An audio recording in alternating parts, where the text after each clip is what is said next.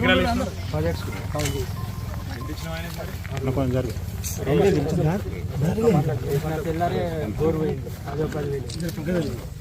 పోయిన సంవత్సరం కూడా నీకే ఉండదు. మీరు ఎక్కడ తీసుకుని ముందు ఇక్కడ వేసినప్పుడు అప్పుడు కొంచెం అప్పుడు వారిందా? పారింది, ఎప్పుడైనా వారింది, ఇబ్బంది ఏం లేదు. ఏమైంది సార్ మీకు ఏమర్థమైంది? అప్పుడు వాటర్ ఉండే పిల్లల చెరువు ఇవన్నీ 7 ఉంటాయి స్కూల్లో, గ్రౌండ్ వాటర్ ఉంటాయి. ఇప్పుడు లేదు. ఎందుకైందో ఎవరికైనా అదే ఉన్నదని అనుకున్నాం.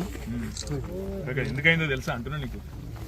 కాంగ్రెస్ వచ్చినాక ఏం చేసిందంటే, మనమేమో కాళేశ్వరంకి వెళ్ళి నీళ్లు తెచ్చి చెర్లన్నీ నింపినాం. ఆడికి ఒకసారి వీడు ఏంటంటే కేసీఆర్ మీద కోపంతో కావాలని ఎండబెట్టి నీళ్లున్నా తీసుకురాకుండా, ఎత్తిపోయకుండా, రిపేర్ చేయకుండా ఆగం చేసి వేసి. ఇది కాలం తెచ్చిన కరువు కాదు, కాంగ్రెస్. అది నా పాయింట్. అంటే సరే మేము కొట్లాడుతాం కానీ మీరు కూడా ధైర్యంగా ఉండుండ్రి. రుణమాఫీ అయిందా? ఎంతుంది లోన్ మీది? 40,000.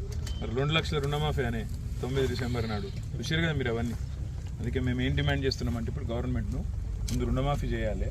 ఇక కష్టాలలో పంటలు ఎండిపోయి ఉన్న పరిస్థితి ఎక్కడైతే ఉందో, ఎకరానికి మరి కేసీఆర్ ఉన్నప్పుడు 10,000 ఇచ్చిండు. అట్లా మీరు కూడా ఎకరానికి 10 ఇస్తారా, 25 ఇస్తారా చెప్పాలి, అనౌన్స్ చేయాలి. రెండోది రుణమాఫీ చేయాలి. కనీసం ఇట్లా రైతులను ఆదుకోవాలని డిమాండ్ చేస్తున్నాం. అందుకే మిమ్మల్ని కలిసి ధైర్యంగా ఉండమని చెప్పు. 4 లోపల కౌలు రైతులకు కూడా ఇస్తాను కదా వీడు. కాగా నువ్వు కౌలు రైతు, మరి కౌలు రైతుకి ఇస్తా అని చెప్పిండా లేదా?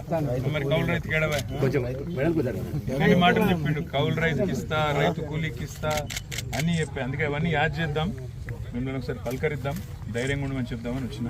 ధైర్యంగా ఉండి నీ తరఫున మేము కొట్లాడతాం, టెన్షన్ పడకు. Right person